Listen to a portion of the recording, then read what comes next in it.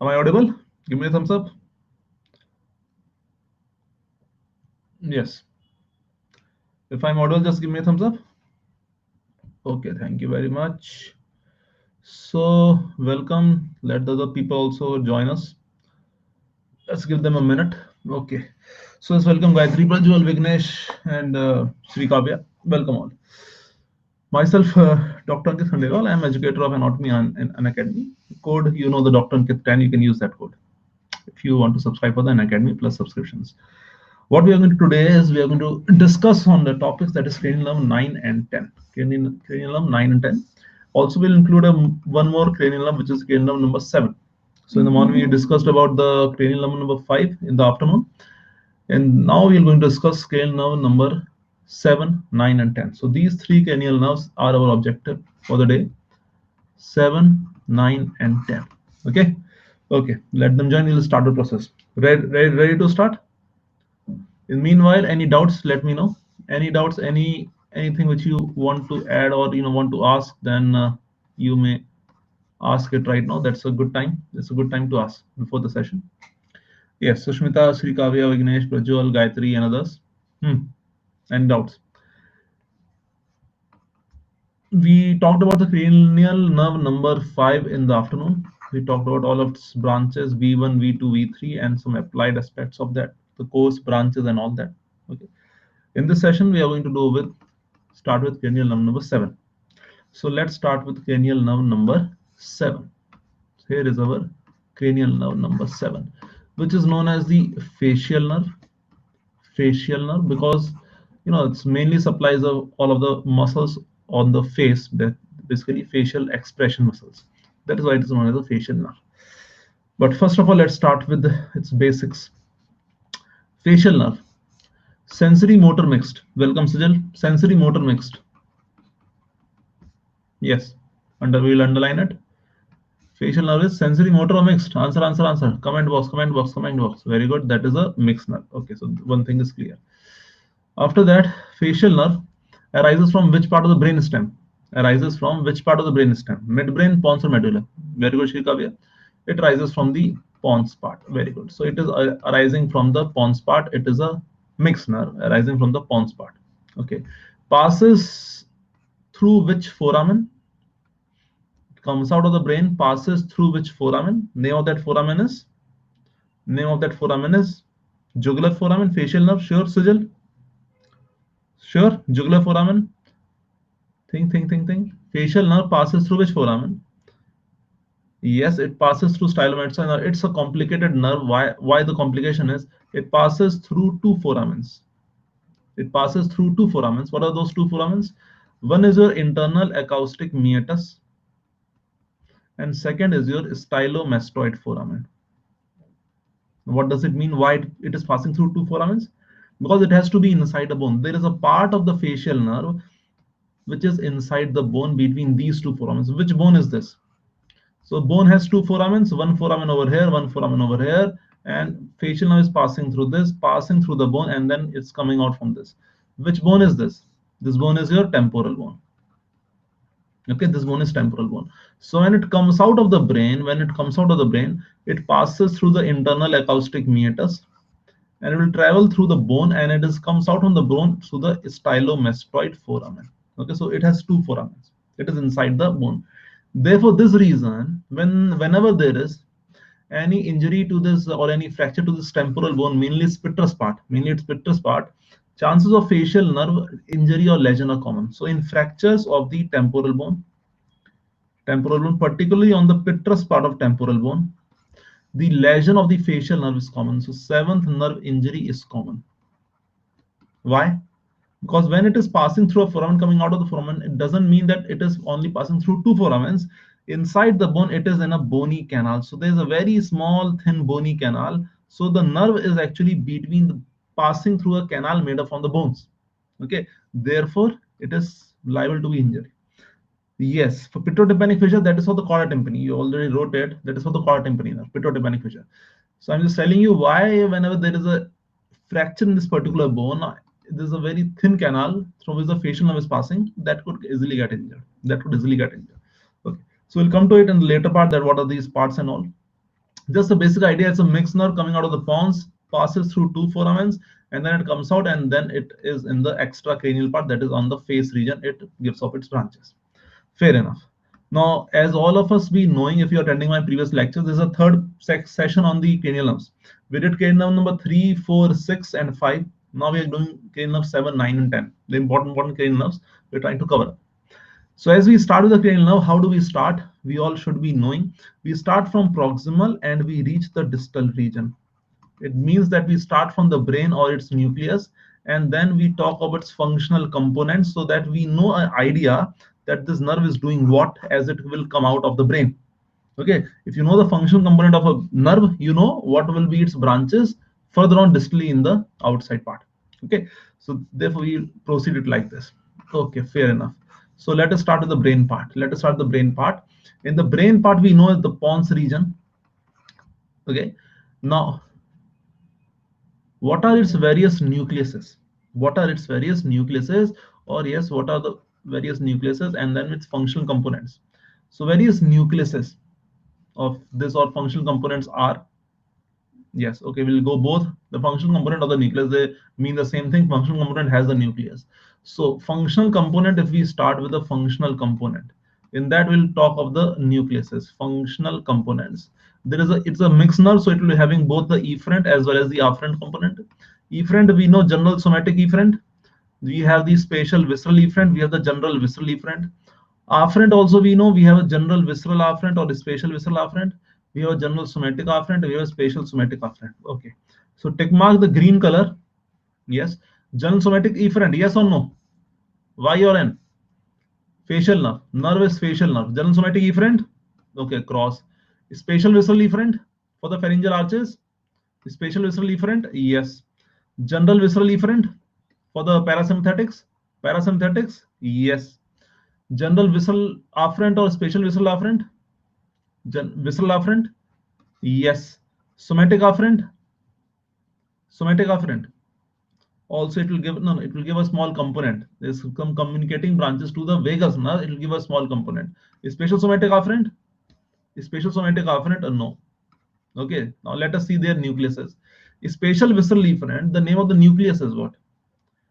What is the name of the nucleus?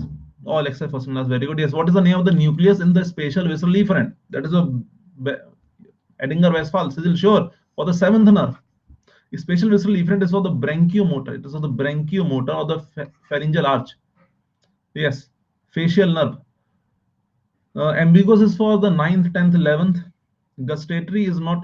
I'm talking of the spatial visceral efferent. Okay, by which it supplies the pharyngeal muscles. Pharyngeal, not the pharyngeal, but the pharyngeal arch muscles. The second arch. Nucleus tractus solitarius Vignesh will be for the taste. That is afferent.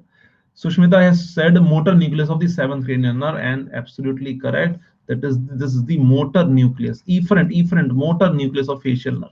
What about the general visceral efferent over here? Which nucleus will be over here? Yes, that is a parasympathetic. It will include what? It will include lacrimatory nucleus. Any other nucleus? Any other nucleus? Lacrimatory nucleus and superior salivatory. Very good. Superior salivatory nucleus. Visceral afferent. Visceral afferent here. Which nucleus? Visceral afferent has to be the sensory one. So here you will have what? Nucleus tractus solitarius. Here you have nucleus tractus solitarius. Yes or no? Nucleus tractus solitarius. General somatic afferent, no definite nucleus, but they are communicating branches from 7th nerve to the 10th nerve, which will ultimately drain into the 5th nerve nucleus, the spinal nucleus. So they ultimately go to the spinal nucleus of the trigeminal nerve. Are you getting a point? So these are your various nucleuses and their various functional components and their various nucleuses. Have a look at this over here.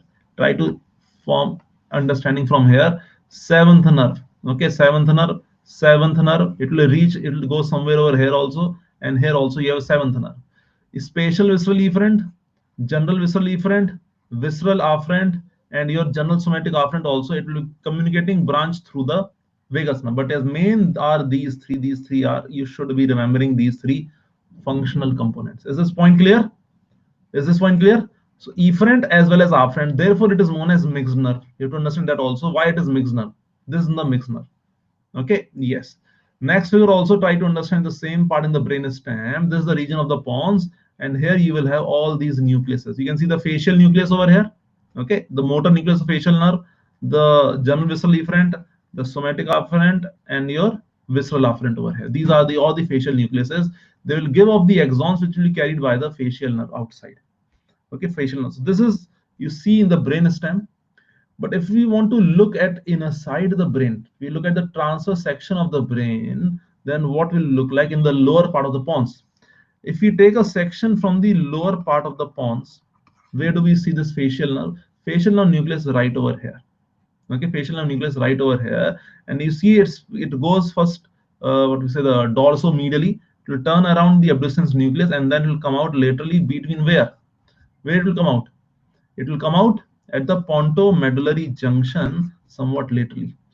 As it is a mixed nerve, it has a motor route and a sensory route by which it will come out. Mainly it is what? Motor or sensory? Mainly as this nerve will come out, mainly it will have the efferent axons or the afferent axons. Mainly it is what? Mainly it is a, yes, mainly it is a motor nerve. A very small part is sensory. That is a separate nerve known as nervus intermedius. We just show you where. Nervus intermedius. Okay, so this is your facial nerve, and this process known as neurobiotexis, and this forms a facial colliculi at the floor of the fourth ventricle. This is why it forms a facial colliculi. You can see all these axons as they go behind the abducens nucleus, they form a swelling on the floor of the fourth ventricle. The swelling is known as your facial colliculus. This is known as your facial colliculus, and this curvature is known as your internal genu of the facial. This is known as the internal genu of the facial nerve. All these are questions. Internal genu of facial nerve, facial colliculus, that is the floor of fourth ventricle, neurobiotexis, coming out laterally, mainly motor route and a small sensory part known as a nervus intermedius. So we have seen inside the brain what is happening. That is the main idea behind the nerve, that what it is going to do. What it is going to do. If you want to look at on the brainstem aspect, here we have this as the motor route of the facial nerve, and the small one is the sensory route of the facial nerve. Therefore, the sensory, as it is lying between the eighth nerve and the motor route, it is known as the nervus intermedius. Nervus intermedius. And all of these in one go, they will enter where? Into a foramen, that is your internal acoustic meatus. They will go forward laterally, and then here they will encounter a foramen. That foramen is known as your internal acoustic meatus. And inside the internal acoustic meatus, this motor and sensory, then they're going to combine. Till here, these are two separate nerves. The motor sensory are two separate nerves. Once they go inside the internal acoustic meatus, then they combine and then they form a common trunk.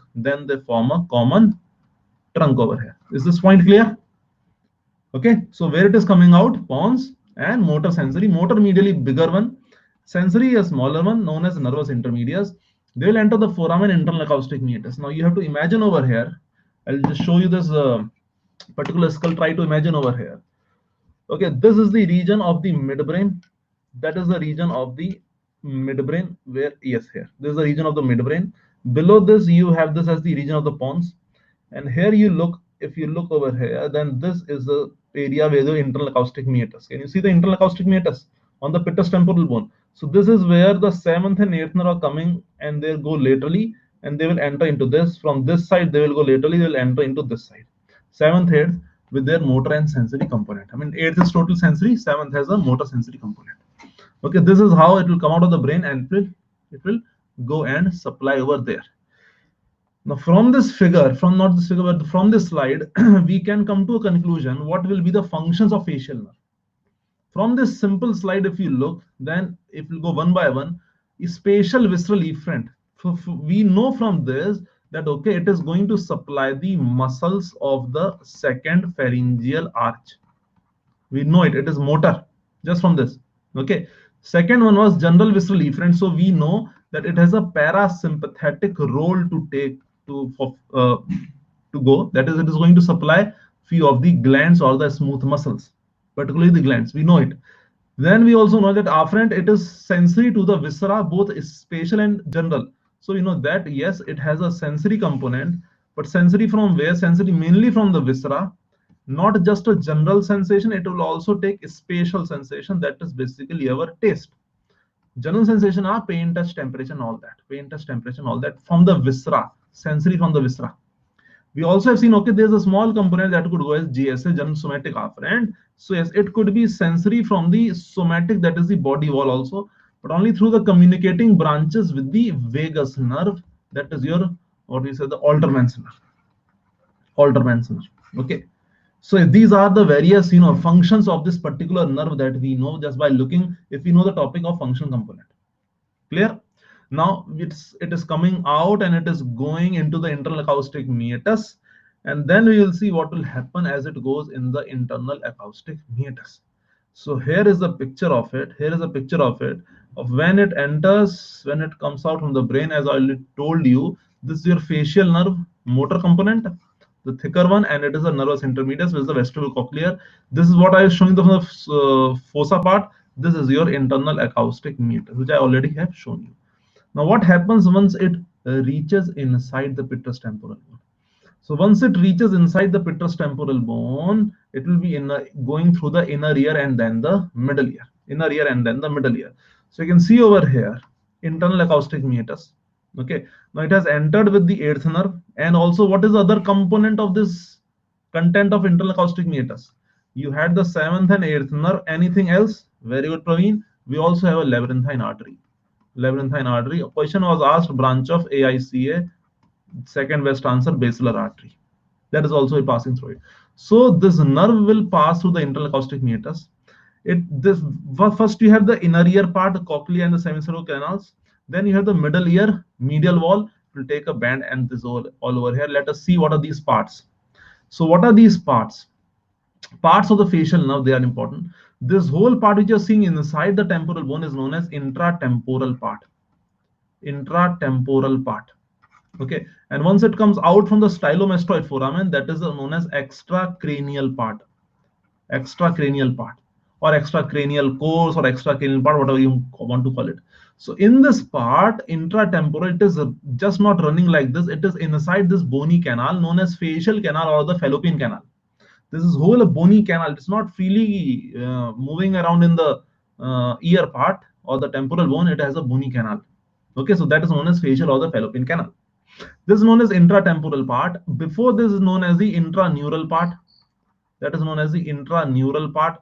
Intraneural would be inside the brain part, or after this, between the brain and the internal acoustic meatus, we can call it as an intracranial part. So depending on the location, don't worry about these names. Intracranial, intraneural, intratemporal, extracranial, you know what do they mean. Extra means outside, intra means inside. Now, when the nerve is inside the temporal part, what are its different parts which are said to be when it is inside the temporal bone? Also, it is divided into few parts.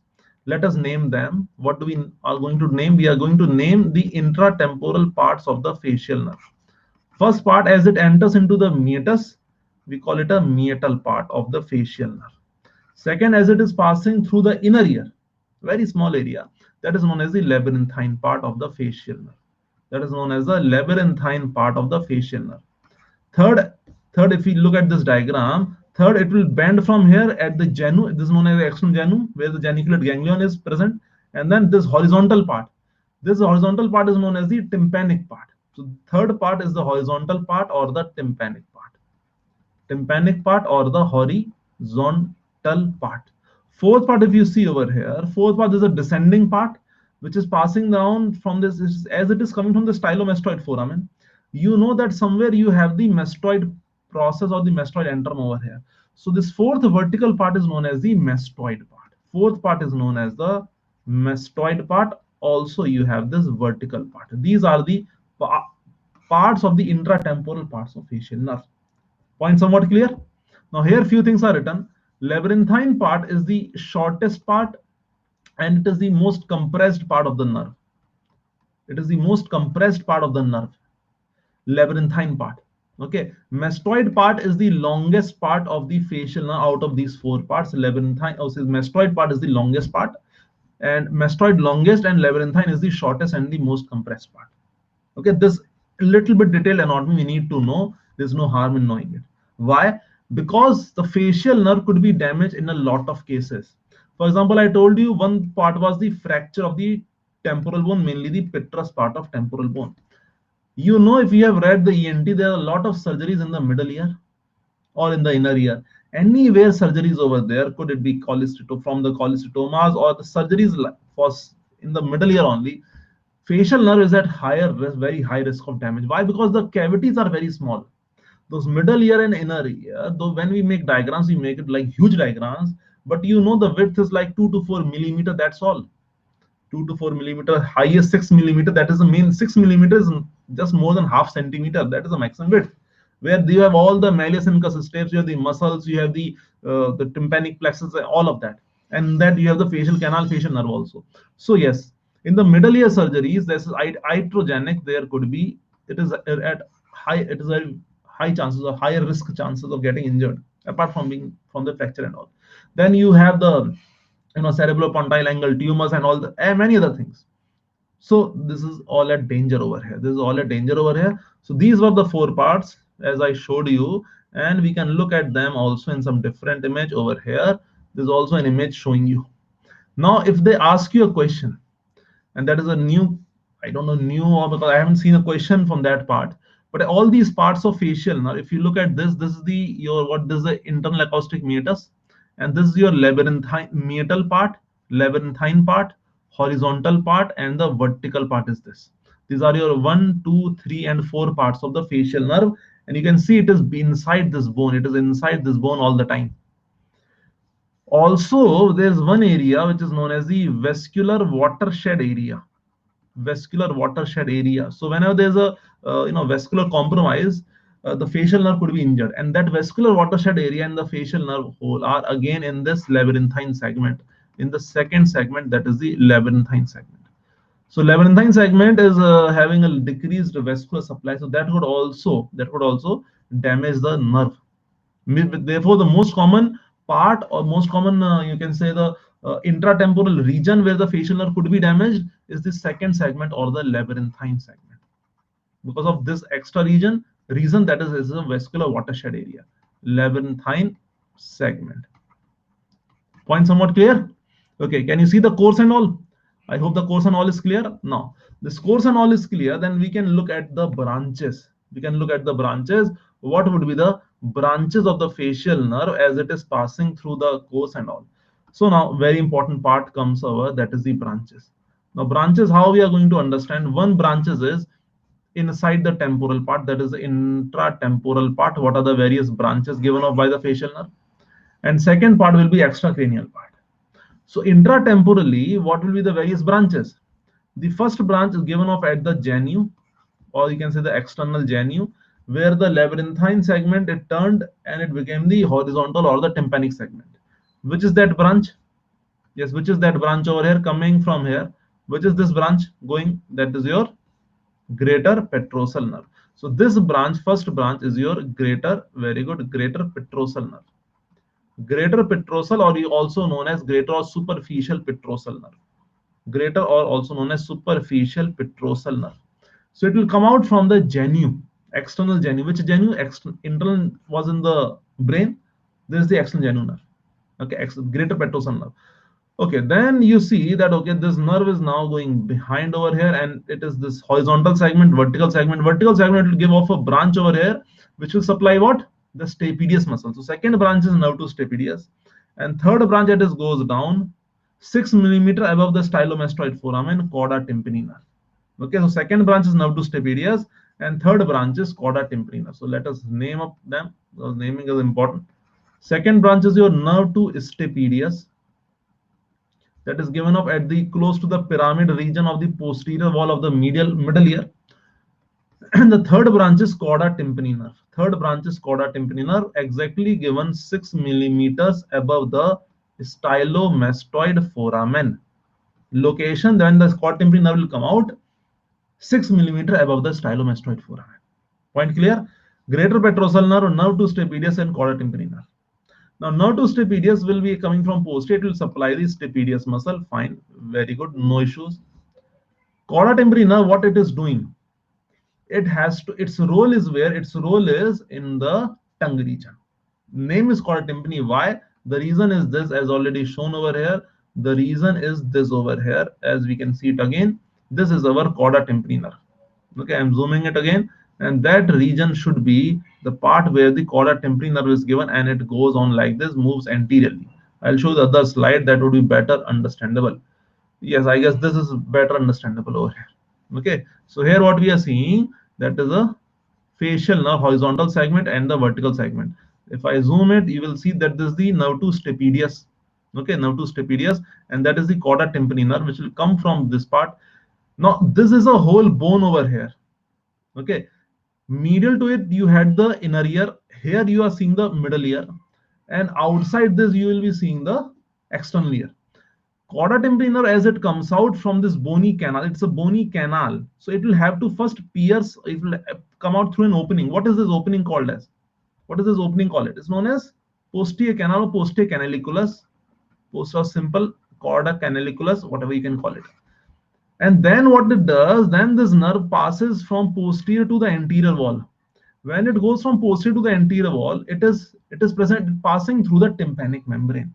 That is very important, that this cauda tympani nerve, as it goes from posterior to anterior, the course is through the tympanic membrane. Through the tympanic membrane means, if you go to the if you go to the embryology of the tympanic membrane, yes, tympanic membrane embryologically came from where? Ecto, meso, endo. Answer. Welcome Prajapat, Akshay and others. Sujota and Himanshi. Okay. Ecto, meso or endo? Shrikavya is saying ecto, endo. Sujal is saying meso. Okay. If you combine both of them, yes, Nas has given the answer. All the three germinal layers. All the three germinal. Very good. Gayatri and Nas.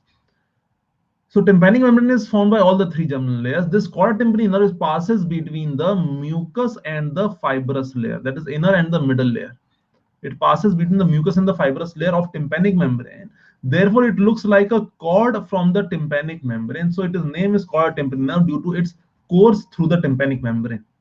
Then it will move anteriorly. Anteriorly, it will pass through a fissure. Actually, it is slightly higher up over here. Though for simplicity, I have drawn it, but yes, it actually goes slightly higher up. Anteriorly, it passes through a fissure. Which is that opening in the fissure? What is that fissure known as? It passes through the medial part of petrotympanic fissure. Very good, Shrikavya. Passes through the medial part of petrotympanic fissure over here, and then it passes anteriorly. Then it passes forward. Okay, so this is how the cauda tympani nerve is passing forward. And the same way, as you can imagine, the genu was over here. So greater petrosal nerve must have been given from here.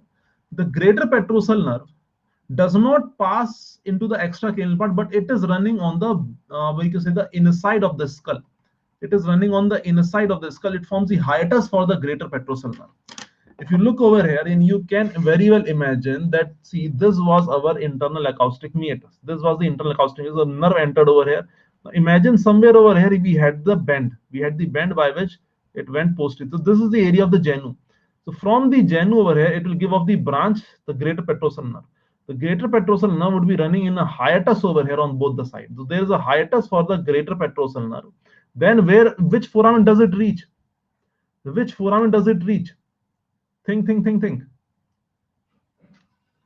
Yes, this is the hiatus for the greater petrosal nerve anterior to the petrous, and it reaches a foramen over here, and that foramen is foramen lacerum. Are you getting a point? It reaches a foramen that is known as foramen lacerum. We'll come to the details of it, but just quickly name the branches over here. Okay, so greater petrosal nerve and cauda tympani nerve. Cauda tympani nerve, we understood, passes through a posterior canal. Then it passes through the tympanic membrane, and anteriorly it passes through the petrotympanic fissure. Okay, these are the branches. It will also pass through hiatus. We'll come to it later on. Okay, so these are the three branches of the intratemporal part. The intratemporal part.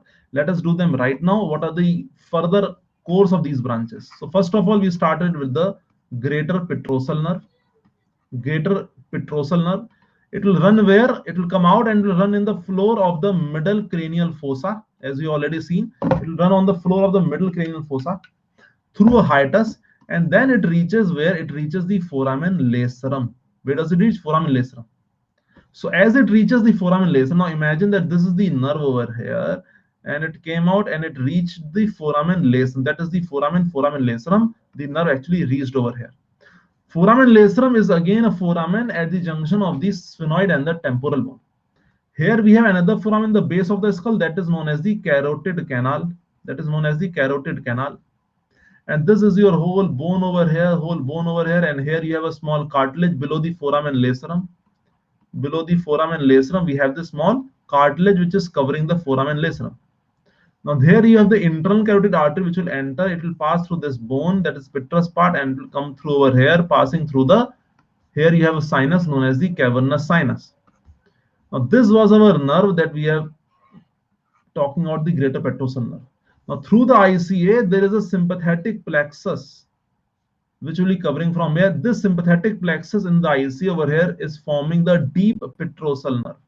It's forming deep petrosal nerve over here. Now, as this greater petrosal reaches the foramen lacerum location, the deep petrosal nerve from the ICA will dissociate from here, and this deep petrosal nerve will combine with the greater petrosal nerve, forming, answer, forming the Vidian nerve. Excellent. Or your nerve to pterygoid canal, or your nerve to pterygoid canal. Okay, and then it will obviously, as the nerve name is to pterygoid canal, so will enter the pterygoid canal, and via pterygoid canal, where will it go? Where will it go? It will go to the pterygopalatine fossa, into the pterygopalatine ganglion. Therefore, what it is preganglionic to the pterygopalatine ganglion. It is what? It is preganglionic to the pterygopalatine. Is the point clear? Try to understand quickly over here again, no worries. This is the carotid canal. This is what? That is the carotid canal. Can you see this whole carotid canal? ICA will enter from here. Then ICA will enter into this bone petrous, and it will traverse through it, and it will come out from this foramen, that is the foramen lacerum. That is the foramen lacerum. As the ICA will come out, it will also be having the deep petrosal nerve. From back over here, you had the greater petrosal nerve coming. So it will come from here, and here the deep petrosal will combine. They will form the nerve to pterygoid canal, which will enter anterior. Now, anterior to the pterygoid, the foramen lacerum over here. Let me show it from this side. Yes, anterior from the pterygoid the foramen lacerum. Anterior. I don't think you will be able to see it clearly, but you have a canal that is your pterygoid canal. Now this pterygoid canal will help it in reaching the pterygopalatine fossa. Here, this is the pterygopalatine fossa. Okay, I hope now it is somewhat better. The area of the pterygopalatine fossa over here. Okay, here it reaches, and here you have the pterygopalatine ganglion. This is the whole picture how it goes. It is carrying what? The preganglionic fibers for the pterygopalatine ganglion. So this is the fate of the greater petrosal nerve. Postganglionic will be carried by what? Postganglionics from here will be carried by which nerve? Answer. We did in the afternoon. Postganglionic from the pterygopalatine ganglion will be carried by which nerve? The name is maxillary nerve. The name is maxillary nerve. Very good. Name is maxillary nerve. This is how the greater petrosal nerve reaches. The second nerve over here was the nerve to stapedius. Now nothing much in it. It simply supplies stapedius. If it is not able to supply, then obviously there will be stapedial reflex. They will be lost, and there will be no hyperacusis for the patient. The patient will be hearing this. The not so loud sound as very loud sound. Okay, the very feeble sounds has very large sounds, so known as presbycusis, because the stapedial reflex is lost. Third one is the chorda tympani nerve. Chorda tympani nerve we already discussed, coming out of canal through tympanic membrane, coming out petrotympanic fissure. Now, as this chorda tympani nerve comes out from the petrotympanic fissure, as the chorda tympani nerve comes out from the petrotympanic fissure, it joins a nerve. Name that nerve. That nerve is dash nerve, a branch of V3. That nerve is, that is not very difficult. It's a branch of V3. Name is lingual nerve. So it will join the lingual nerve. So imagine this is the lingual nerve coming. This is a thick nerve, branch from the posterior division, and here you have this green color as the chorda tympani nerve. It will just go with it. And what it will do is, you have a submandibular ganglion over here, and you have this tongue over here. So this chorda tympani nerve will be taking up the taste from this afferent, from the anterior two-thirds of the tongue, and it will be also giving off the preganglionic fibers to the submandibular ganglion, so that it can supply both the submandibular gland as well as the sublingual gland.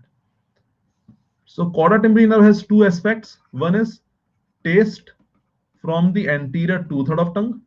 The second important aspect is giving off preganglionic or the parasympathetic fibers to the submandibular ganglion. These are the two aspects of the chorda tympani nerve.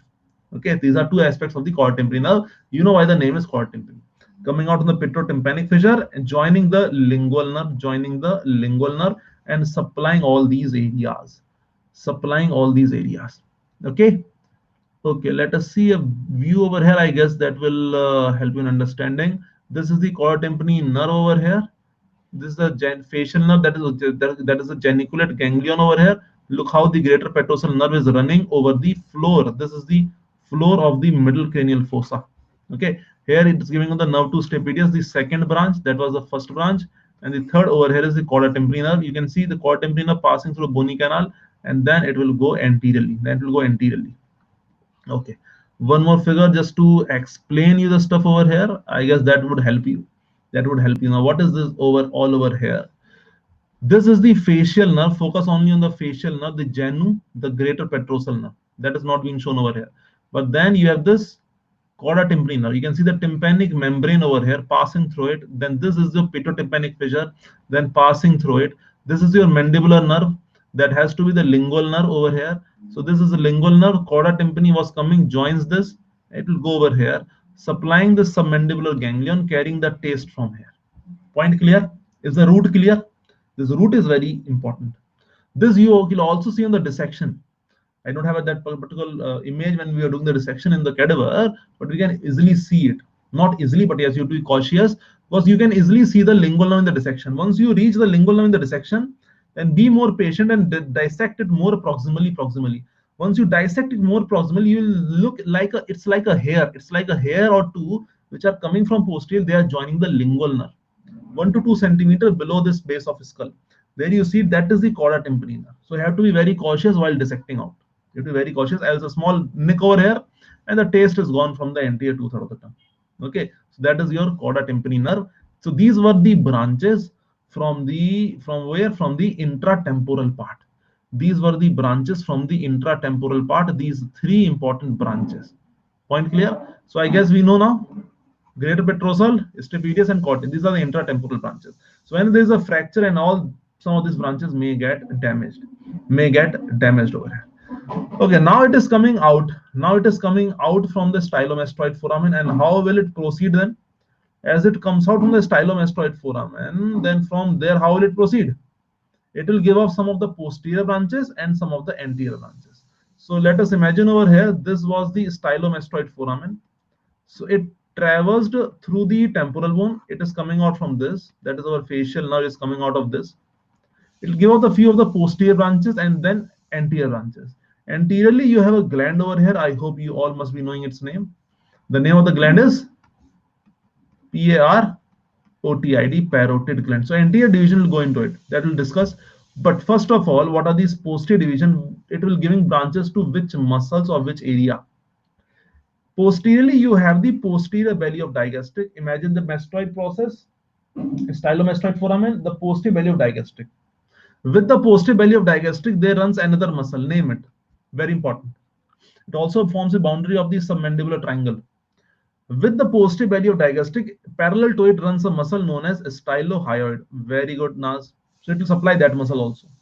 And as it is giving off the posterior branches, they will also supply few of the vestigial posterior auricular muscles.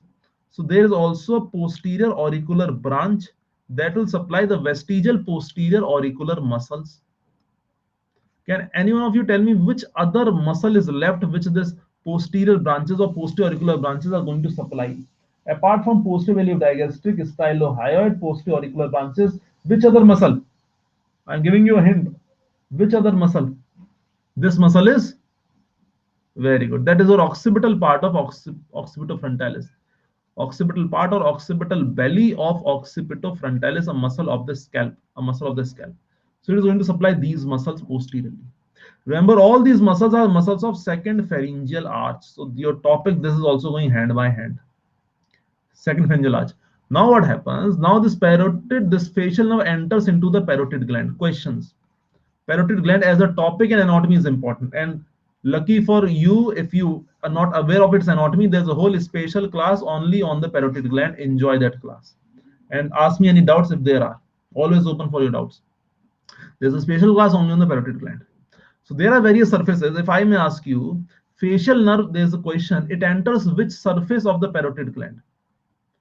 Facial nerve enters through which surface of the parotid gland? If you want the options, lateral surface, superficial surface, anteromedial, or posteromedial surface.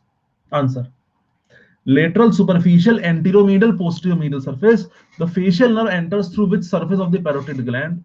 Good common sense you are using. Very good. Very good. No, no. Sushmita, my question was, it is entering through which surface? Your answer is also right, but that question has, your answer is of a different question. Yes, it will enter through the posteromedial surface. It will enter through a posteromedial surface. So it will enter from here and then it will divide into branches. Normally, first it divides into two trunks. First, it divides into two trunks, and those two trunks are temporofacial trunk, the upper one, and the cervicofacial trunk, the lower one. Obviously, temporofacial trunk, the cervicofacial trunk. Then these two trunks, they will now divide into further branches, which will start to come out. Again, the question: the branches which are coming out from which surface?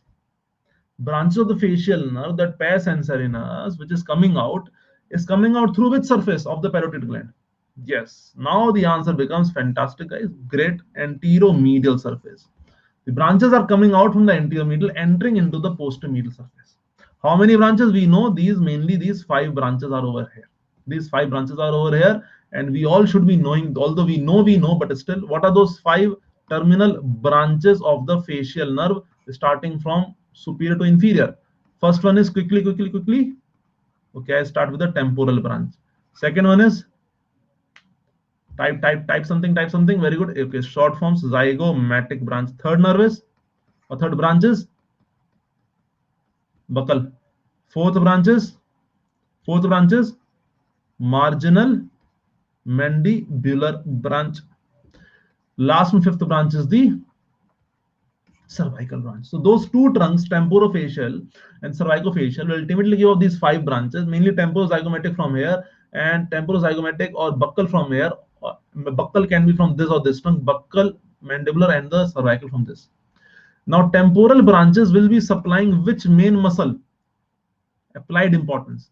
It supplies the frontal belly of the occipital frontalis, also upper part of the orbicularis oculi. Upper part of the orbicularis oculi. I'm just writing upper part. Although main muscles I'm saying, there are a lot of muscles over here. This corrugator supercilii will supply that also. The zygomatic is going to mainly supply the lower part of orbicularis oculi, the lower part of the inferior part of the orbicularis oculi. Okay, buccal will obviously supply the middle muscles around the cheek over here, without the levator levi superioris. You have the levator levi superioris like nasi, the zygomaticus major, the buccinator. They are all supplied by this.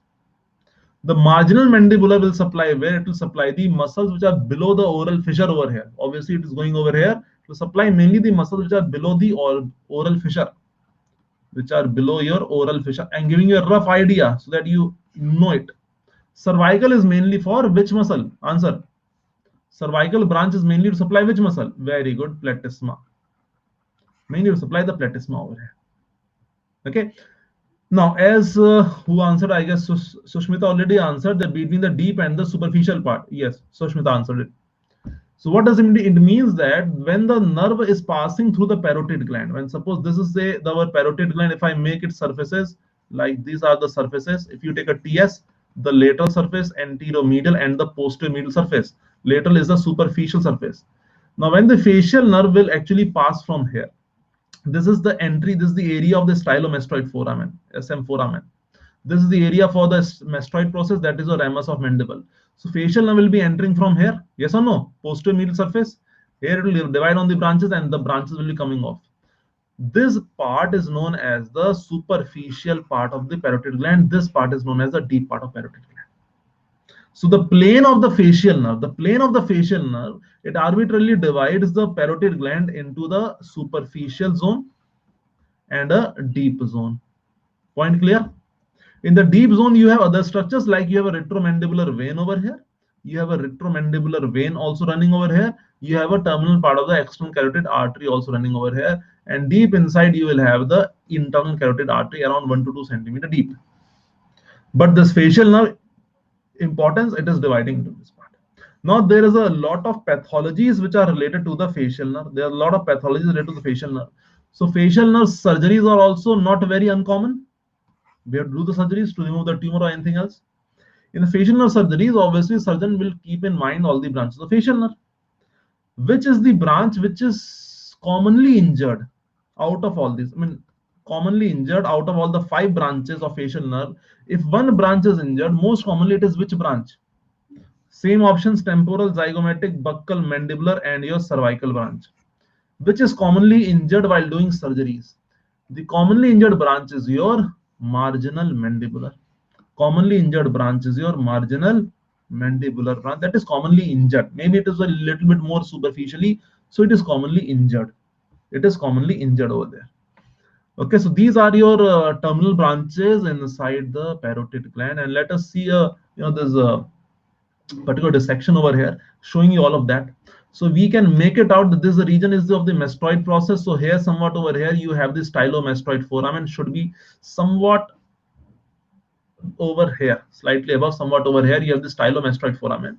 So the nerve would have been inside, come over here and joined posterior and the anterior branches. Anterior branches would have entered the parotid gland, and then here are its various branches. Now branches over here, you can imagine. Let me just okay, circle them out with the white color. Circle them out with the white color.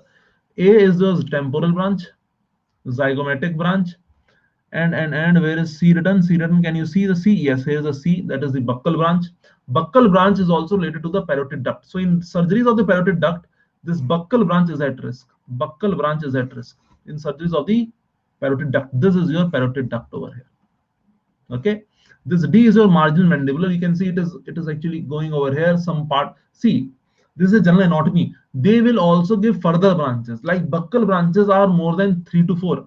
Mandibular branches are 2 in numbers. That is a different thing, but just identify the marginal mandibular over here, and below over here is running your cervical branch. Now marginal mandibular branch is commonly injured over here. Also, when could there be injury to the marginal mandibular branch? In which other operation? The name is marginal mandibular, so it is close to the margin of the mandible. So this incision is normally given when you are doing operations in the neck region, mainly in the submandibular gland surgeries. So when you're operating on the submandibular gland, you are incising that part of the skin. This nerve is at risk over there. So it is said that incision should be given more than 1 inch from the margin of the mandible, so that somehow there are higher chances to save this mandibular branch. Incision should be given more than 1 inch or more than 2.5 centimeter from the margin of the mandible. So there are higher chances to save this particular branch of facial nerve. Point clear? So any surgeries over here, mainly you do for the submandibular gland tumor or stone or any pathology over here, you have to give an incision. This nerve is at risk. This nerve is at risk. Point clear? Okay. Yes or no? Any doubts? Okay. If this point is clear, then very good. So that was a little bit of the facial nerve. We talk about its functional components, the nucleus, all the functionalities, and I hope all the functionalities are clear. Let us see about the functionalities. Nothing should be left. Nothing should be left. If we go back to all the functionalities which we just discussed in the beginning, I guess this was all the functionalities. So we said, okay, general spatial visceral efferent. Name the nerve now. Name the nerve now which is carrying the spatial visceral efferent. That is the main facial nerve. All the muscles, no? Facial muscles and all pharyngeal arch muscles, main trunk of the facial nerve. General visceral efferent. General visceral efferent. Parasympathetic. Name the nerve or the branch of the facial nerve which is carrying that. Greater petrosal nerve and cauda tympani nerve. Both of them. Very good. Both of them will be carrying this component. Visceral afferent. Visceral afferent, that is sensations, general sensation, or the afferent from this viscera. Again, you have this cauda tympani nerve. Cauda tympani carrying the taste from the anterior two-thirds of the tongue. Somatic afferent. Somatic afferent. Now there are a few communicating branches I told you from the facial to the vagus. So very small component over here. Very small component. So yes, you can just know it. That is enough. Okay, so all the facial components are also being covered over here. Okay, now you have the facial nerve. The problem over here comes the facial nerve palsy. There's a Bell's palsy that I guess we all of us know about the Bell's palsy. What is the Bell's palsy and what are the various features of it? So have a look at the upper and the lower motor neuron palsy of the facial nerve. This is again a very high-yield question from the facial nerve. This is your supranuclear palsy. You can see in the motor cortex supranuclear. That is below the nucleus. So infranuclear palsy. Infranuclear is the same as your Bell's palsy. It's the same as your Bell's palsy. Point to note over here is only this, that the upper part of the face, because the facial nerve is supplying all the facial muscles. Upper part of the face has what? Unilateral, contralateral, or bilateral innervation from the cortex. Options are unilateral, contralateral, or bilateral innervation from the cortex. Upper part of the face. Upper part of the face, meaning by, if I put this red arrow, upper part of the face is by this light green color. You can very well see this is the nucleus of the facial nerve, and this light green is going to both these sides. So it is your B for bilateral. It is your bilateral innervation from the cortex. And the second thing which we have to know is that lower part of the face, lower half of the face or lower part of the face is innervated by, yes, you can see this dark green color, and it is coming from the contralateral side. So it is coming from the contralateral side of the cortex. Contralateral side of the cortex. Simple. This is what you need to know. This is the basic thing that you need to know. So what happens whenever there is a upper motor neuron palsy over here, like lesion in the motor cortex over here, supranuclear palsy, then upper part of the face is already receiving the signals from both the sides. But this will only give the contralateral lower half of the face. So there is palsy where? There is palsy in this zone. If there's a left side supranuclear palsy, the right lower half of the face will be paralyzed. Point clear? If there's a right side, or in this image there's a left side, no, there's a left side supranuclear palsy, the right side lower half of the face gets paralyzed. Clear? Infranuclear, now after this whole decussation, this particular nucleus will be innervating both the upper and the lower half. So there's an infranuclear palsy, ipsilateral half of the face gets paralyzed. So in Bell's palsy, what happens? Bell's palsy is infranuclear. So in Bell's palsy, the same side ipsilateral, half of the face is paralyzed. Half of the face is paralyzed. That is the difference between the upper motor and the lower motor, or supranuclear or infranuclear. Are you getting a point? Where is the nucleus? This nucleus is where? Where is this nucleus over here?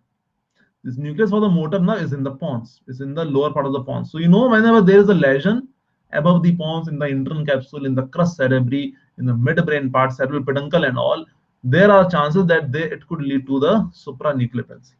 While below at the nucleus or outside of it, there's fractures of the temporal bone, the meatal, the labyrinthine part, intratemporal or the extracranial part, it will always lead to the infranuclear palsy. Infranuclear, that is the same side face involved. Is this point clear? Okay. If this point is clear, then look at this infranuclear lesion of the seventh nerve, this girl over here. Which side? Right side or left side? Which side is showing the signs of palsy? Right side or left side of this girl? Infranuclear. Right side. Okay, you're saying the right side. Gayatri is saying left side. Okay, right or left? Right or left? Has to be only one side, no? Right or left? Yes, Kavya. Gayatri and Prajapat are going with left. Yes, Gayatri, Prajapat, are you sure? Look. See, she is not able to close her eyes while laughing. Closing of eyes, orbicularis oculi, not functioning.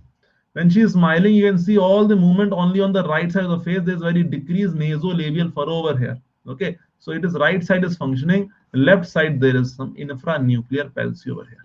Left side, complete face is gone. Complete face is gone from this to this. Look at this image. Left supranuclear lesion. So there is a left side over this, the left side supranuclear lesion. It means by what will it do? It will do contralateral lower half of face. Lower half of face means left side, then contralateral becomes the right side. So this part of the face, you can see here, you're seeing more of the wrinkles and the furrows over here. Here where there were less, you can see the mouth is actually pulled to the left side and not on the right side. So right side lower half, upper half, you can see in the forehead, there you can see the line. So upper half of the face is okay. This part is fine. But this lower part right side is gone. So left side there is supranuclear lesion. So they can give you an image, they can ask you for the lesion also. Here it is written in the, but in the exam they won't be writing. So looking at the image, you have to answer which side which palsy has occurred. Point clear? These are one set of questions. Then we talk of the other set of questions. Then they may ask you this sort of question. Try to answer this also. 5 options are over here. 53-year-old banker develops paralysis of the right side of the face, which produces expressionless and drooping appearance. He is unable to close the right eye and also has difficulty chewing and drinking. Lacrimation appears normal, but salivation is diminished and the taste is absent on the anterior right side of the tongue. There is no complaint of hyperacusis. Audition and balance appears to be normal. Where is the lesion located? In the brain involves the nucleus of facial nerve and suprasalivatory nucleus, within the internal auditory meatus, at the geniculate ganglion, in the facial canal just distal to the genu of the facial nerve, or just distal to the stylomastoid foramen. A, B, C, D, E, 5 options. All the best. Take 30 seconds is the time. If you want, I may increase the time over here. Okay, 40 seconds the total time. Take 40 seconds.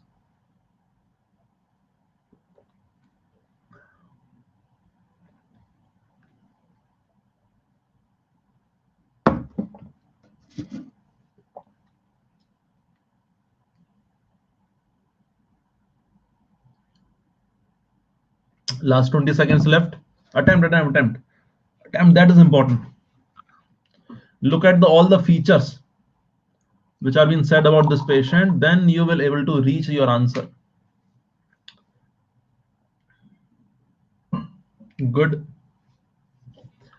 More than 50%, that's a fairly good number. More than 50% is fairly good number.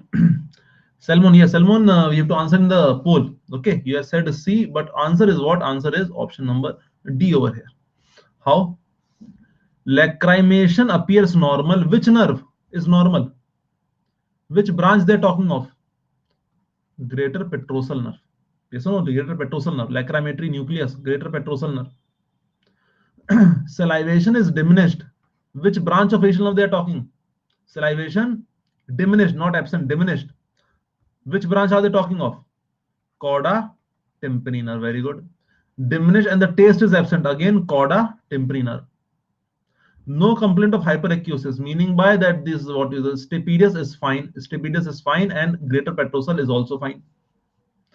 Audition balance, that is the eighth nerve, is also fine. So problem has to be somewhere. This was your genu and this was for here. So greater petrosal nerve is fine, the stapedius is fine. Problem has to be somewhere or proximal to the cauda tympani nerve. Here you have the stylomastoid foramen. Problem is somewhat proximal to the cauda tympani nerve. So look at the options. Brain, obviously it cannot be the brain, else the lacrimation would also have gone. Presbyacusis would have, or hyperacusis would have been present. Within the internal auditory meatus, again all will be gone. Geniculate ganglion, then this would have been gone. No, geniculate ganglion, then this would have been gone. Lacrimation would have been gone, because at the geniculate ganglion only it gives off. In the facial canal, that is in the horizontal part, distal to the genu. So distal to the genu in the facial canal. Okay, this is your facial canal. This appears to be correct statement, option number D. Just distal to the stylomastoid foramen, this is your Bell's palsy over here.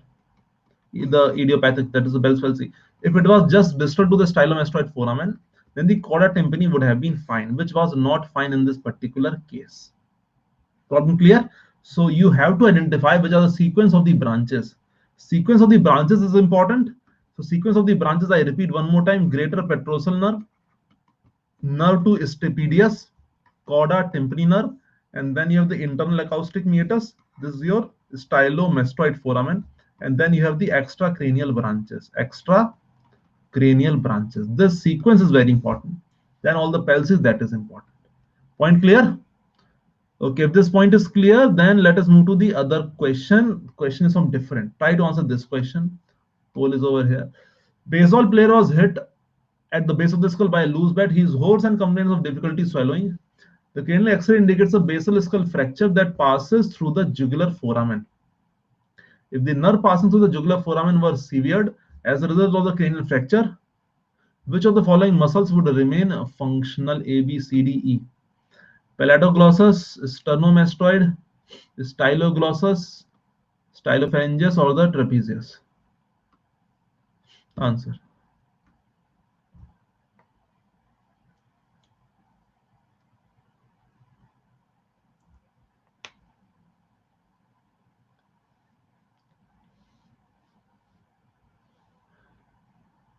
Good.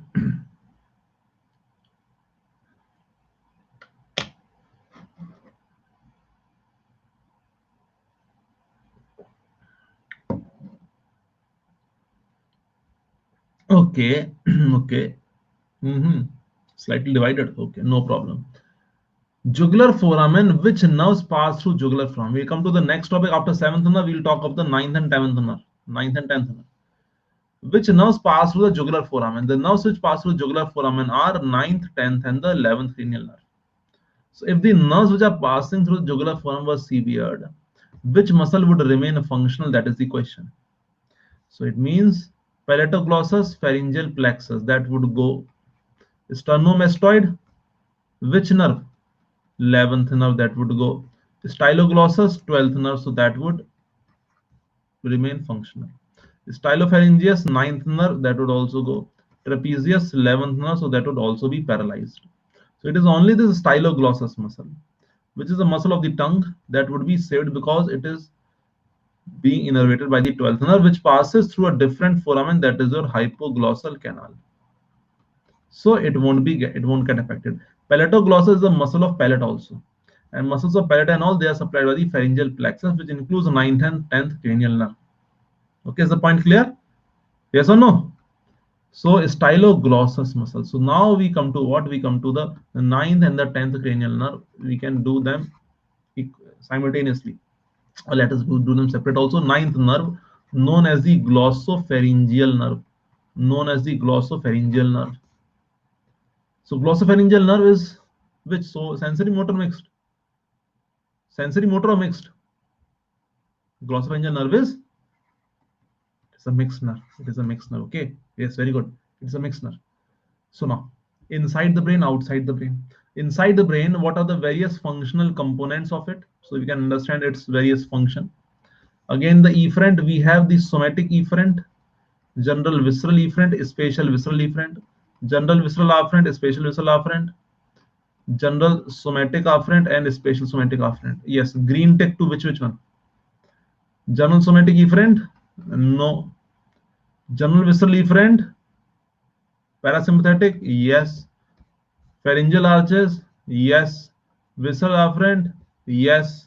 GSA, some part will go to GSA, and SSA? No. So it is sort of same with the seventh nerve. And same if you talk of here about the 10th nerve, then 10th nerve will also be having somewhat of same. But forget about it. Let us first continue with the glossopharyngeal nerve. So glossopharyngeal, these are the functional components. If we talk of the nucleus, which nucleus is for the GVE? Parasympathetic, which nucleus? Parasympathetic, superior or inferior salivatory? Superior or inferior salivatory? Parasympathetic. Parotid gland.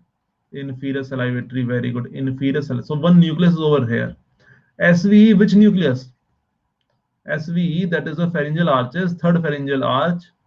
Which nucleus? Very good. Upper part of the nucleus, ambiguous. Visceral afferent, which nucleus? Visceral afferent, which nucleus? It is your very good nucleus tractus solitarius. Nucleus tractus solitarius. And GSA again, that will finally go to the spinal nucleus. Via the NTS, they will go to the spinal nucleus of the trigeminal nerve. Communication, the 10th nerve. These are its main nucleuses. These are its main nucleuses. Where it is coming out from? Pons or the medulla? Where it is coming out? Glossopharyngeal nerve is coming out from where? Pons or medulla? The answer has to be our medulla. Very good. So let us see this nucleus ambiguous. If we can see this nucleus ambiguous anywhere, you would be glad. And so in the at the internal decussation of the medulla oblongata, you can see this nucleus ambiguous. You can also see this nucleus of solitary tract. Both of these nucleus. This is the afferent one. That is the efferent one. You can see this is the this is the lower part of medulla. So that is the closed part. Therefore, this afferent one are coming from the dorsal horn, or you can say the dorsal gray matter. Efferent one, the hypoglossal nucleus, and this efferent, that is the dorsal motor nucleus, they are coming from the ventral horn, and this is slightly separated out laterally. That is your nucleus ambiguous. Are you getting the point? When you talk of the spinal cord, also no, ventral and gray and the dorsal horn. Ventral horn is the efferent, dorsal horn is the afferent. Same story over here. Solitary tract afferent is present posteriorly. These are efferent present anteriorly, and this is also efferent on the lateral side. So these are your nucleuses inside the medulla. These are your nucleuses inside the medulla. If we can look one more level above that part in the medulla only, you'll see it again, sort of same picture, nucleus ambiguous. Then the dorsal vagal nucleus. You can see both of these. These are the efferent ones. These are the efferent ones present over there. And solitary tract, you can see now, solitary tract is now starting to go where? It is starting to go more laterally. Solitary tract over here. So these are your related to the ninth and as well as the 10th nerve also. Ninth as well as 10th nerve. So inside the brain, picture appears like this. And from the brain stem, we know that brain stem, here you have the, this would be your ninth nerve over here. That is your ninth nerve. This is your 10th nerve, and that is said to be the 11th nerve, which is having the spinal root also over here. So ninth, 10th, and 11th. Out of ninth and 10th, which is a bigger nerve? Try to answer. Which is a bigger nerve? Bigger nerve is obviously the 10th is much bigger than the ninth. So if they show you a cadaveric image of the brain stem somewhat like this, if you show you some image like this in the exam, although you can't see much of it, around 10 to 15 rootlets are for the 10th nerve. So there will be around 10 to 15 rootlets which will combine, and then they will call combine, and they will give rise to the 10th nerve. While only 2 to 3, maximum 4 rootlets, they are for the 9th nerve. You getting the difference? So more number of rootlets are for the 10th nerve, and 10th nerve is just below the 9th nerve. It is passing the 9th and 10th, they are passing from the pre-olivary sulcus or the post-olivary sulcus. If you talk about a little bit of the brain also, in front of the olive or the medulla or behind the olive? Yes. Post. Sure. Cecil is saying pre. Prajapata and Sunita are saying, and Srikavya are saying post. Yes. Pre-post. Yes, it is your post-olivary. That is behind. No Muskan and Sijil. It is, yes, behind the olive. It is your post-olivary sulcus. From the pre-olivary sulcus, see what we are talking of. This is the, say, the medulla oblongata, midline. This is the pyramid, and that is the olive. So P for pyramid, O for olive. In front of the olive, the nerve which is coming out from here is your 12th nerve. The nerve which is the rootlets over here are of your 12th nerve, more medially.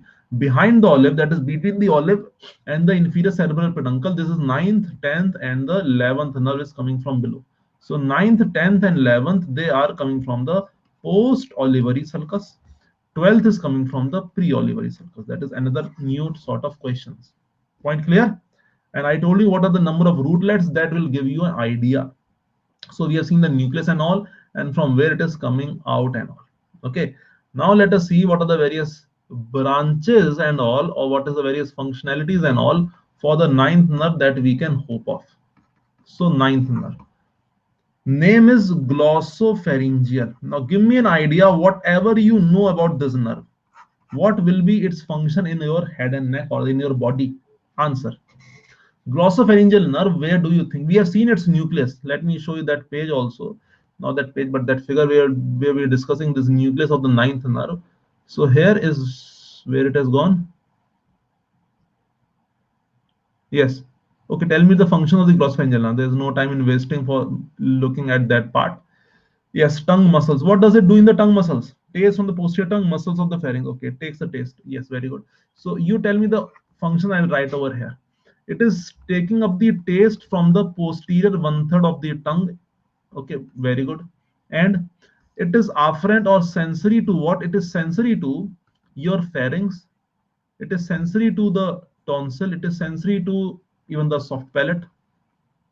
Pharynx, mainly the oropharynx and the laryngopharynx. It is sensory to these parts. Takes the taste from the post, not just the taste, but sensory to the posterior 1/3 of tongue also.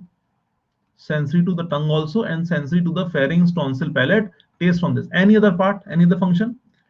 Pharyngeal mucosa, only motor. Very good. So it is motor to stylopharyngeus. It is motor to stylopharyngeus. Very good. Anything else that you can think of this nerve? Yes, with the tongue, it will also include the circumvallate papillae. Good point. Very good point.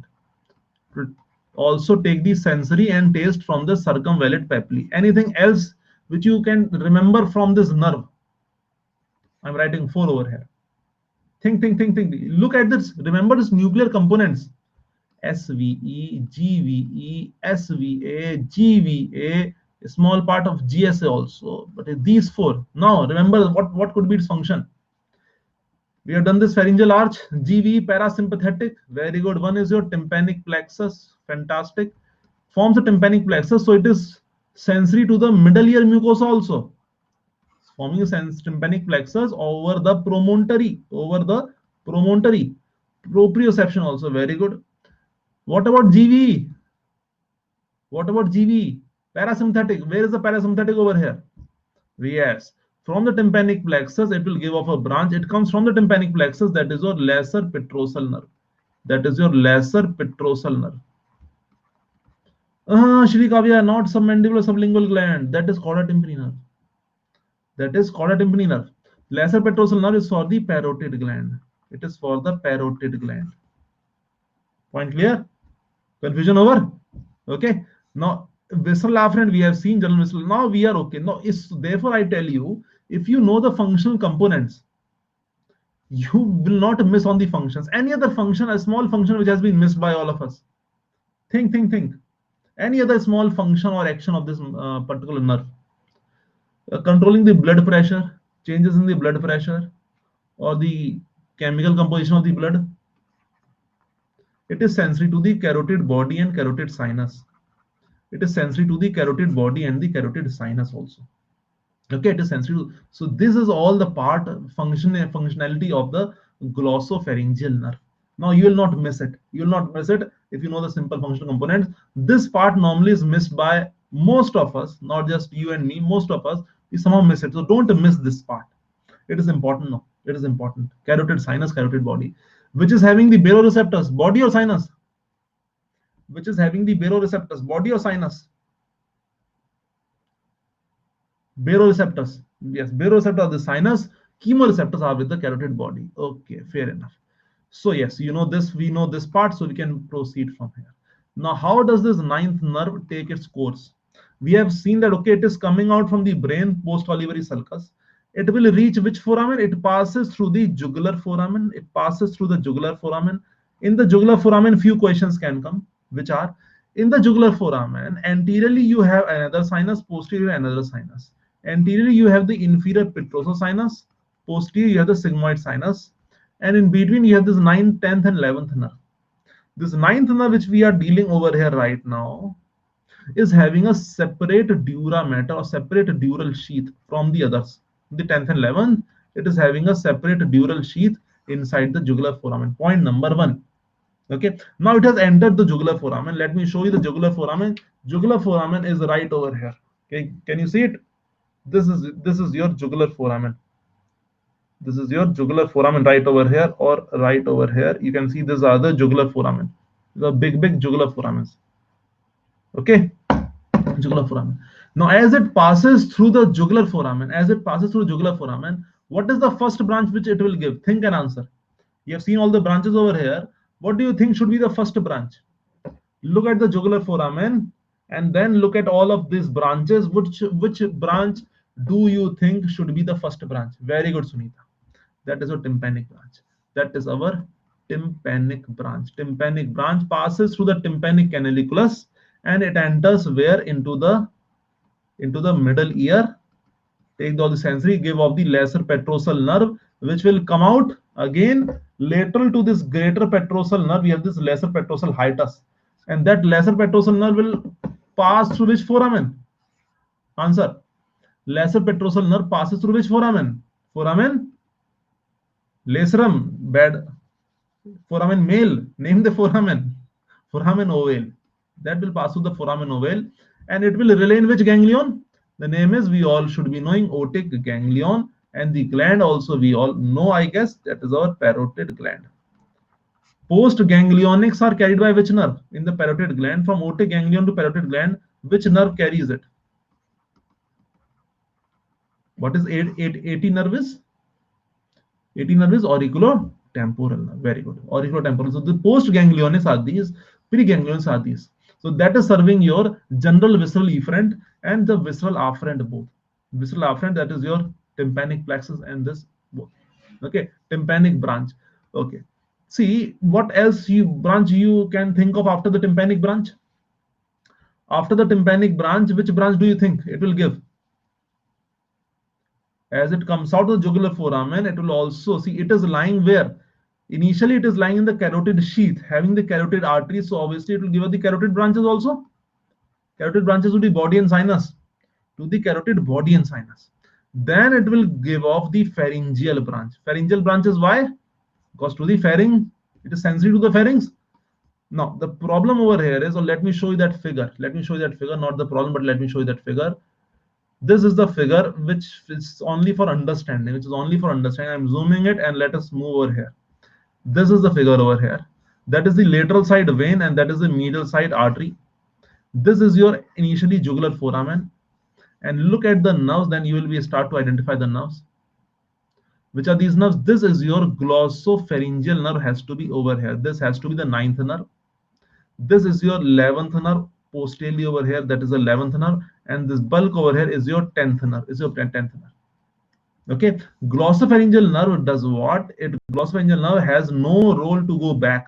Posteriorly, which nerve will go? Axillary nerve, because it has to supply. It has to supply what? Sternocleidomastoid trapezius, which are located posteriorly. So it has to go posteriorly.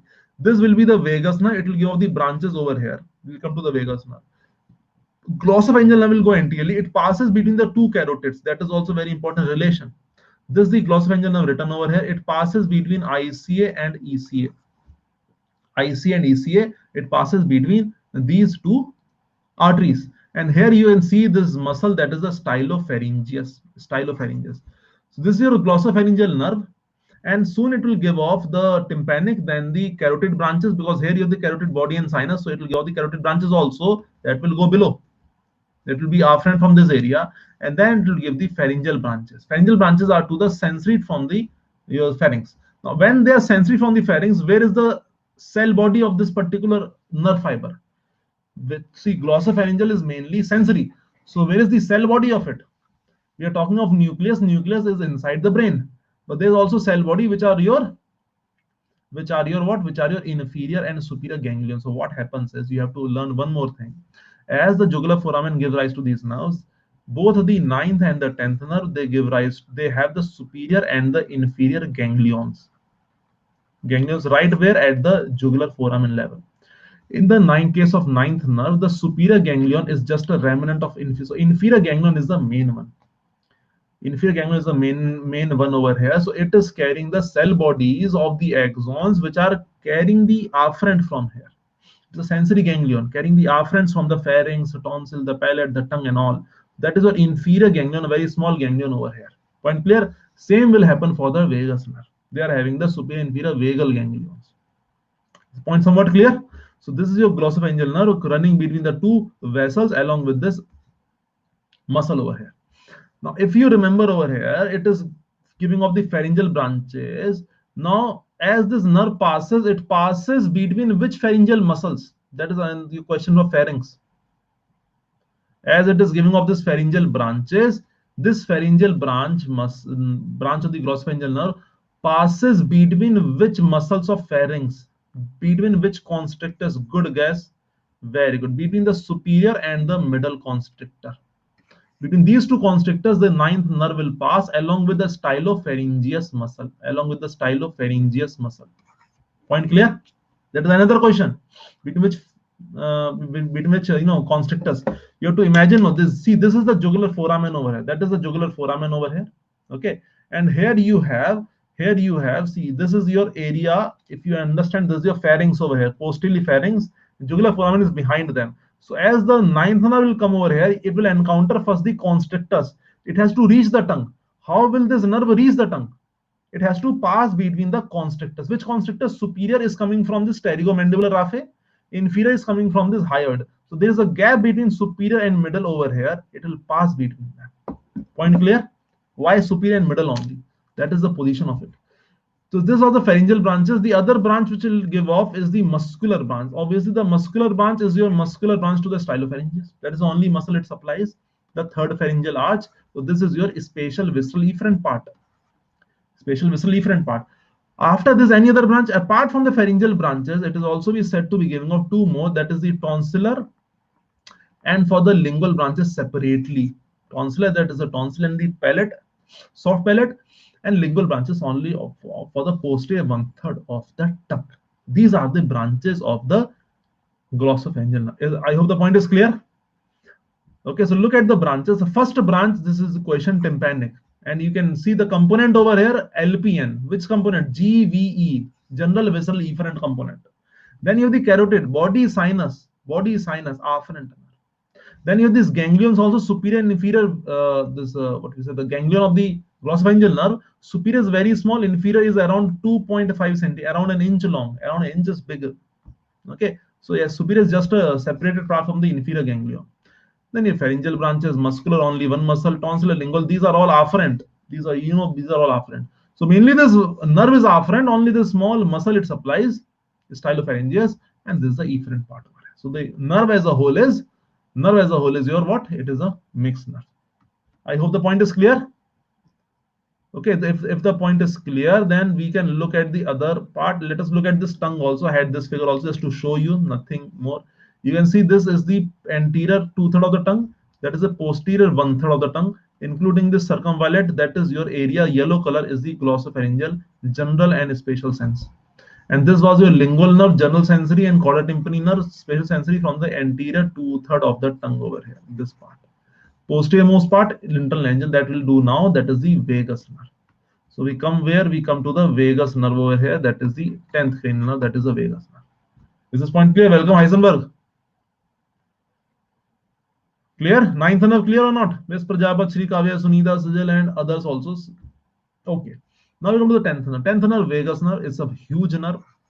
Huge nerve because it not only supplies the head and neck, it also goes and supplies the thoracic viscera, the foregut, and the midgut. Good evening, good evening, good evening, good evening. Okay. So today we discuss 7th, 9th, and this is our 10th nerve, vagus nerve. Vagus nerve. Again, it has where to start with. It is very common with your 9th nerve. So the functional components are sort of common over here. What are those functional components? Functional components of the vagus nerve are also what? What are those functional components? Efferents. Just quickly write the efferents and the afferents. This should be a habit with all of you guys. No, I'm also developing this habit. Write quickly the efferent and afferent. Then you can chalk down. Okay, general somatic efferent, not 10th nerve. Spatial visceral efferent. Okay, pharyngeal arches. Yes. Parasympathetic. Yes. Visceral afferent. Yes. Somatic. Yes. Spatial somatic. No, not spatial. So it is sort of same for the 7th and 9th. Same for this. So with this, we can know two things. What are the nucleuses and what are the branches? So nucleus of the SVE for the vagus nerve. Which is that nucleus? SVE, pharyngeal arches, nucleus ambiguous. Nucleus ambiguous. And nucleus ambiguous will send out axons carried by which branch? Facial nerve will be carrying, not facial, but vagus nerve will be having which branches? That would go and supply the muscles. Go and supply the muscles of the palate, pharynx, and larynx. Mainly your branches which will go to the pharyngeal branches will form the pharyngeal plexus. Pharyngeal plexus.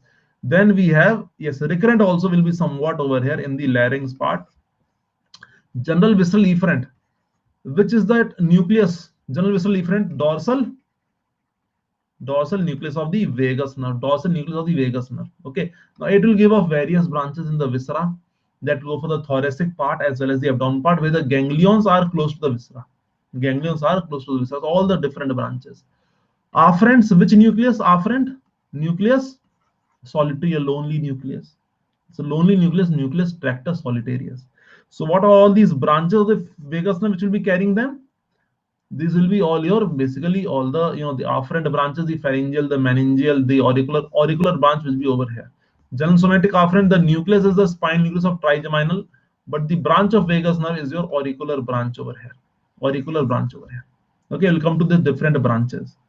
So this is what we know about the little bit of the vagus nerve to start with. Just to start, yes, Alterman's nerve. Very good, Prajapati. Now, what are various branches? How does this, is it coming out from the brain? Just to revise it, what we did in the 9th nerve, we'll do it again within a span of few seconds. I don't think it will take much more than few seconds. This is the part of the upper, at the internal decussation, sensory decussation at the medulla. You can see this solitary tract, the same thing, ambiguous, the same thing over here. If we go more over here, we can see above the part of that at the level of olive in the medulla. Again, you have this dorsal nucleus of the vagus, okay, ambiguous over here, and this is your solitary tract and this nucleus. So these are the nucleuses of the vagus. Now that we know, it is coming out as pre or post olivary. Quick. Pre or post olivary? Coming out as a post olivary. Very good. So it is coming out as a post olivary. Now let's look at its branches. What will be its branches? Look at the diagram. Very helpful diagram. You will like it. I'm sure you will like it. You see this vagus nerve, the two ganglions like in the ninth nerve, superior and inferior ganglia. So there is a superior ganglia, that is the inferior ganglia. Superior ganglia gives off two branches. Please do remember it: meningeal and auricular. These are sensory. So ganglia is sensory. Meningeal is for the meninges, and auricular, obviously, we know for the auricle, that is the external ear. That is your Alterman's nerve. Someone said no, Alterman's nerve over here. That will be the part of Alterman's nerve. There could be a new question that this this auricular branch is passing through which foramens? How is it reaching from the jugular foramen from here into this auricle directly, or does it take some path? Does it take some path?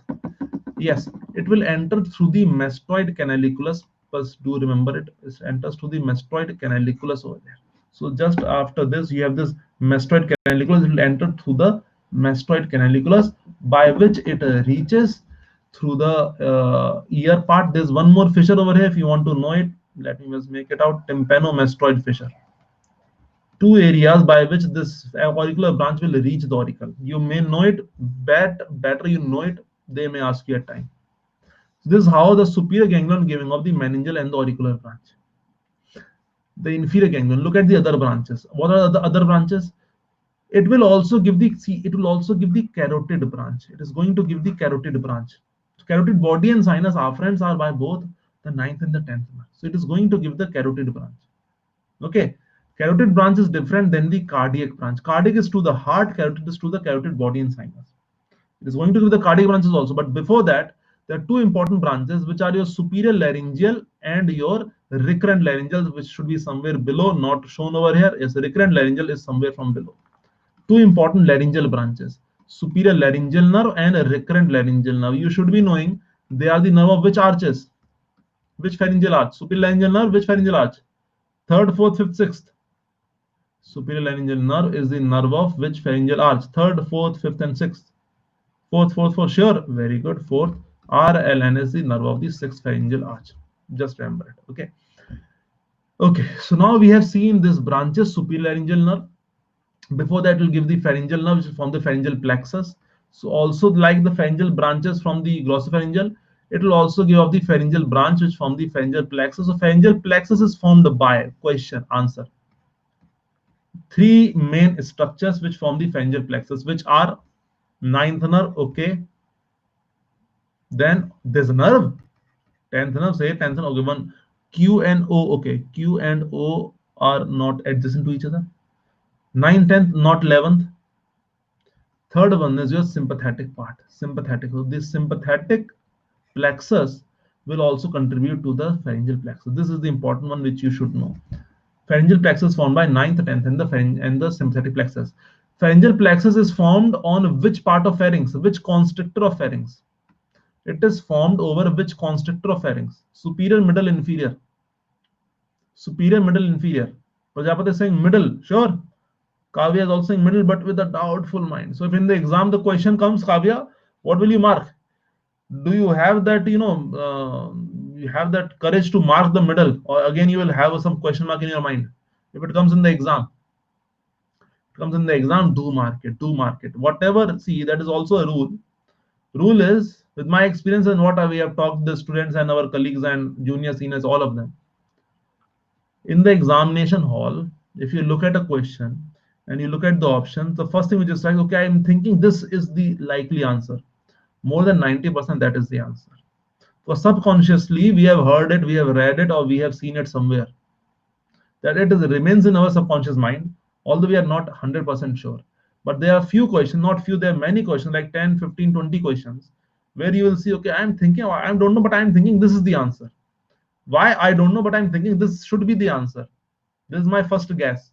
And that guess is more than 90% correct. So remember that also. Okay, Kavya? So if you get like this, go with it. Okay. So that forms in the middle constrictor, the pharyngeal plexus formed over there. This is the pharyngeal nerve and plexus. Then you see the carotid branch, and then you have these two laryngeal branches, the superior and the recurrent laryngeal branches. Now what happens to these laryngeal branches? Superior laryngeal nerve over here divides into internal laryngeal nerve and the external laryngeal nerve. As the name suggests, internal laryngeal has to go inside the larynx. So it goes inside the larynx by piercing which structure? By piercing the thyroid membrane. It pierces the thyroid membrane, very good, and then it enters. And as it pierces the thyroid membrane, there is one more vessel which is piercing that thyroid membrane. Which is that vessel? The name of that vessel is superior laryngeal vessel. Superior laryngeal vessel will pierce this. Okay, very good. Superior laryngeal vessel, superior laryngeal artery. External laryngeal nerve, it travels along with the superior thyroid artery. It travels along with, so they make good friends. So it will travel along with the superior thyroid artery, which is the first branch of external carotid artery that I guess you know. Then this external laryngeal nerve, as the name is, it is external, so it will lie externally. It will supply the muscle that is your fantastic cricothyroid muscle. Supply the cricothyroid muscle. And what is this nerve doing inside the larynx? It is a sensory nerve. It will supply the sensations to the mucosa of the larynx, above the vocal cord, above the true vocal cord. So above the true vocal cord, sensation is by the internal laryngeal nerve. If I ask you below the vocal cord, a sensation in the larynx is carried by which nerve? What will be your answer?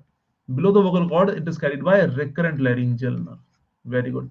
Third question, if I ask you, okay, at the vocal cord, who is giving sensory supply to the vocal cord or vocal fold? Now what is the answer?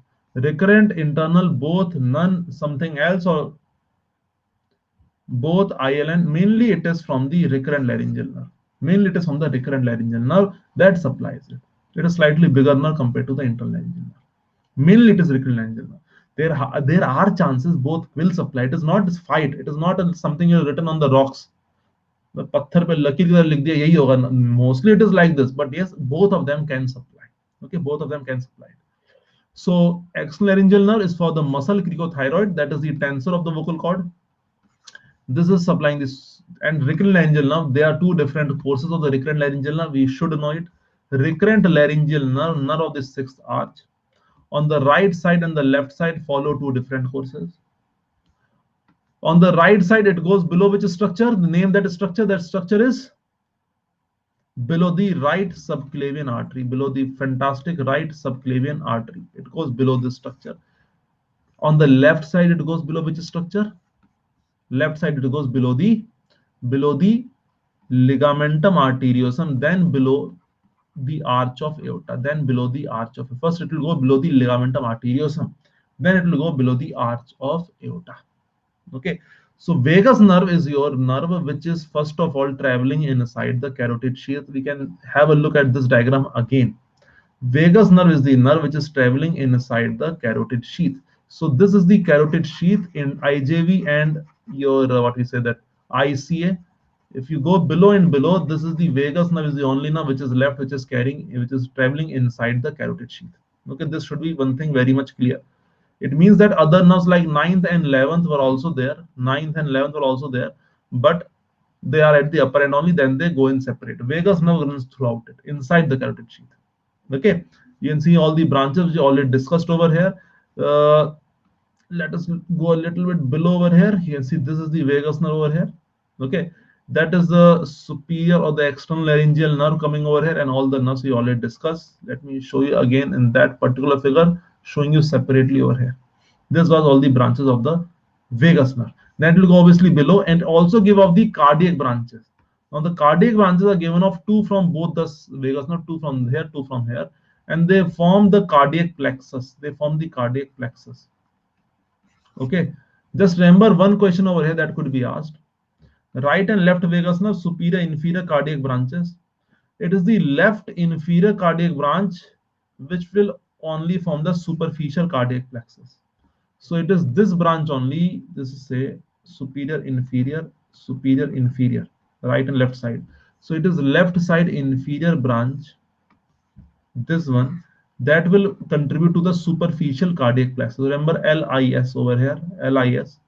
All others will contribute to the deep cardiac plexus. Just a small extra point over here so that you make a note of it, remember it. That would come as a question anytime. Okay.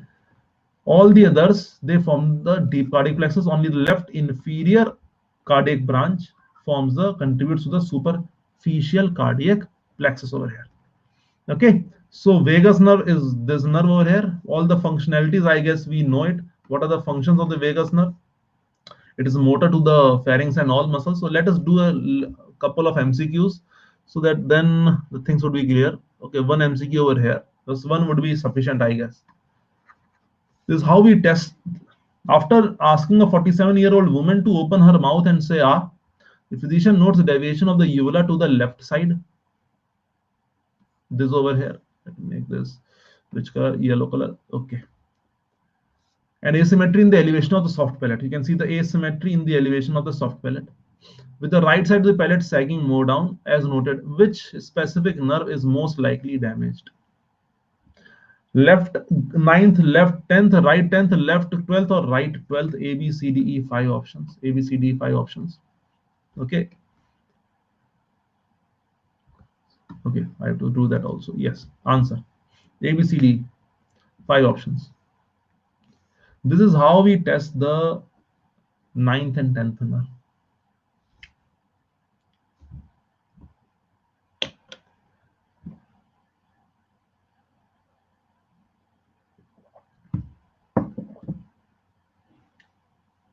Oh, this question was necessary to be placed over here because of this problem. Sajal and Naveen got it right. Good. What happened to others? What happened to others? Yes. Which specific nerve was most likely damaged? Uvula is being pulled to the left side. You can see uvula is pulled to the left side. So which side muscles are contracting? Left or right side? Soft palate is sagging on the right side. So which palatal muscles, which side palatal muscles are contracting? Just tell me that, right or left side. Which muscles are contracting? Right or left side? Muscles are contracting on the left side, obviously. It means that the left vagus nerve is fine. So which is having the damage? Damage is to the right vagus nerve. This is the answer. This is point clear. Don't look at the deviation of the tongue or deviation of the jaw. Maybe you are hearing this in the morning also when I talked about the fifth nerve, that deviation of the tongue and the other nerves, third, fourth, and sixth, and other cranial nerves. Deviation of the jaw when we're talking about the fifth nerve. So fifth nerve and 12th nerve, in that whenever there is a damage to the jaw and the tongue moves to the damaged side. Like right mandibular nerve damage, jaw will move to the right side. Right hypoglossal nerve damage, if you ask a patient to protrude the tongue may go to the right side. Those were exceptions. Normally what happens, if you look at the Bell's palsy also, whichever side is normal, that will pull on it because the muscle's basic tendency is to contract. Here you can see the uvula is being pulled to the left side. So right side is having the problem. Palate is also sagging on the right side. Is this point clear? Why right vagus nerve? So remember this, first of all, few points. If there are any injuries, they are asking for the 9th and 10th or whichever nerve. Isolated injuries are uncommon. Isolated injuries are uncommon. Normally there's a jugular foramen syndrome and jugular foramen injuries. Isolated injuries are uncommon. If someone asks you, okay, test the 9th cranial nerve, what will you do? Okay. If I ask you, okay, test the 9th cranial nerve, what will you do? Test the 9th cranial nerve. There's a person in the clinics exams, we say, okay, test the 9th cranial nerve in this particular patient. What are you going to ask the patient? Protrusion of tongue for the 9th nerve. What will happen after protrusion of the tongue? Yes, very good. We will look for the gag. Protrusion of tongue, muskan, tongue movement, hypoglossal nerve. 9th nerve is sensory to the posterior part of the tongue. So gag reflex will be weakened or diminished on that side. Because the afferent of the gag reflex is the 9th nerve, efferent is your 10th nerve. So gag reflex, you will test both the 9th and the 10th nerves. You will have an idea which is the problem, which is causing problem over here. Taste determination is not simple in the posterior one third of the tongue. That is quite overlap. But yes, you may You may check that also. That is not a big deal. Stylopharyngeus, you can't check it separately. That is a problem. Motor part, you can't check it separately. Are you getting a point? Motor part, you can't check it separately. There will be decreased salivation. You may take the history of the patient. There will be decreased salivation. You may take the history from the patient. Why decreased salivation? Answer. Why there will decrease salivation? If the ninth cranial nerve is involved? Yes, otic ganglion, parotid gland. So if you know the functionalities, go with that. 10th nerve, you can see in this question, that is how you test the 10th nerve. It is very, very simple. You can look at the larynx also, the movement of larynx, the hoarseness of the voice, that is also very big indicator. But that is very simple, no gag reflex. That is very simple. You can check that. So this gag, the isolated injuries are uncommon. You have to go and take a history and you have to remember the branches and slowly you have to work upon the patient. But normally how to check on this nerves and all, that is what is needed. Okay, clear guys? Okay, so that's all for the session guys. Now I may ask you, tomorrow we are going to keep a 1 hour more special class session. Any particular topic you want to have MCQs discussion, let me know so that tomorrow I can publish the class right now after this class is over. MCQs we can take on any part. We can take on upper limb, lower limb. I guess we have done thorax, abdomen, head, neck, neuro, histo, and embryo. We have done a lot of things. Any specific MCQ part or any other topic which you want to cover up tomorrow, around an hour class, an hour or 10 minutes class, we can do for tomorrow also. So think and answer, or you just comment over here, or you can message me in the Telegram group also. We can keep an hour class tomorrow also. Okay.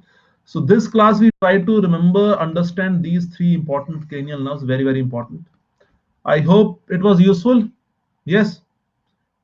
Was this useful? So always remember, go from the brain proximal to distal part. Look at all its functionalities, then you will remember the branches. And as you remember the branches, you will know what happens in its lesions. Things will get slowly they will get cleared. Okay. Okay. Yes, tomorrow any suggestion guys? I'm asking from, because you are the beneficiaries over here, no? So the topic also should have this screen. Now I took this topic only because on the demand from the students in the Telegram group that sir we need cranial nerve. So that okay, said we will revise a cranial nerve. Any other topic, if you is coming to your mind, tell us, or we'll keep a normal mixed bag MCQ session tomorrow. That will also we can go with it. Okay. Okay.